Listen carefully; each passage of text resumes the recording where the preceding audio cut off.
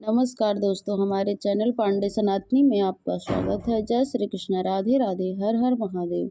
दोस्तों, आप सभी को नवरात्रि के तीसरे दिन की हार्दिक शुभकामनाएं। बोलिए चंद्रघंटा माता की जय। ये दोस्तों सुनते हैं नवरात्रि के तीसरे दिन माँ चंद्रघंटा की कथा। माता दुर्गा की तीसरी शक्ति है माँ चंद्रघंटा। नवरात्रि में तीसरे दिन इन्हीं देवी की पूजा आराधना की जाती है। देवी का यह स्वरूप परम शक्तिदायक और कल्याणकारी है, इसलिए कहा जाता है कि उन्हें निरंतर उनके पवित्र विग्रह का ध्यान में रखकर साधना करनी चाहिए। उनका ध्यान हमारे लोक और परलोक दोनों के लिए कल्याणकारी होता है और शक्ति देने वाली है।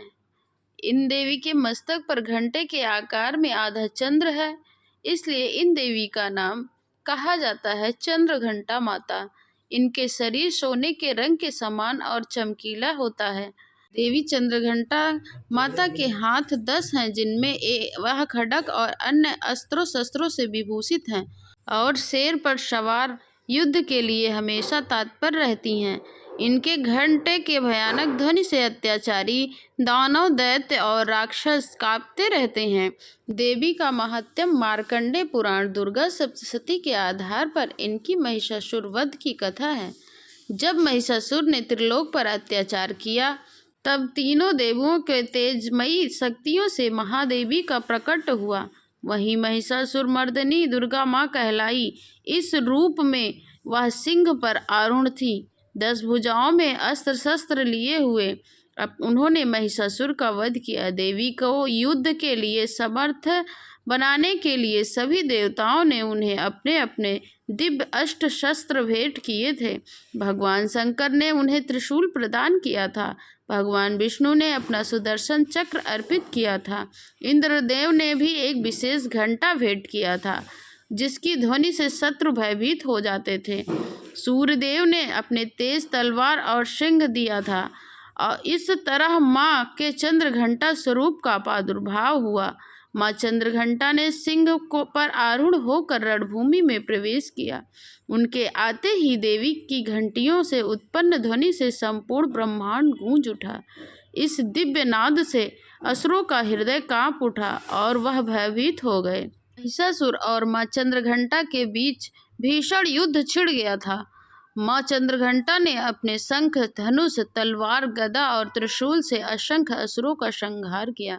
अंततः माँ ने महिषासुर का भी वध कर दिया और तीनों लोकों पर उनके अत्याचार से मुक्ति मिली। माँ चंद्रघंटा का यह कथा संदेश देती है कि चाहे दुष्ट कितने भी बलवान हो, पर धर्म ही शक्ति का युक्त होता है। माता सदैव उसे परास्त करती हैं। पौराणिक मान्यताओं के अनुसार जो साधक शत्रु, भय व नकारात्मक शक्तियों से परेशान रहते हैं, उनके लिए माँ चंद्रघंटा की आराधना बहुत ही कल्याणकारी साबित हो सकता है। ऐसा माना जाता है कि माँ चंद्रघंटा अपने भक्तों को हर संकट से बचाती हैं और उन्हें जीवन में सफलता देने की, सुख समृद्धि प्रदान करने की सहायता करती हैं। माता चंद्रघंटा के अवतार की कथा और भी वर्णित है। श्री विष्णु पुराण के अनुसार माता दुर्गा का यह तीसरा स्वरूप चंद्रघंटा के नाम से प्रसिद्ध है।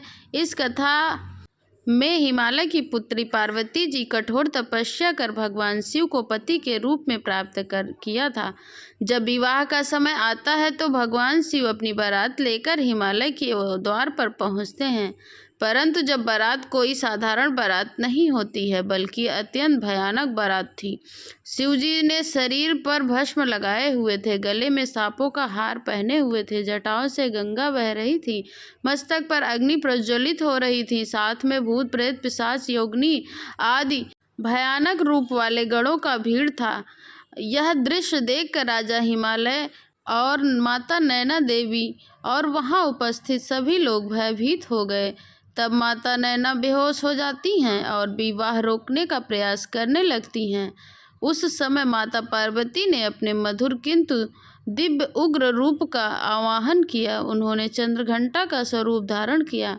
उनके मस्तक पर अर्धचंद्र के आकार का स्वर्णिम छटा की ज्योति प्रकट कर रही थी। इस कारण उनका नाम चंद्रघंटा पड़ा। इनके इस स्वरूप में उनके 10 भुजाएं थी और उन्होंने अस्त्र शस्त्र पकड़े हुए थे। उनका शरीर स्वर्ण का हो गया था। उनका स्वर अत्यंत दिव्य दिखाई दे रहा था।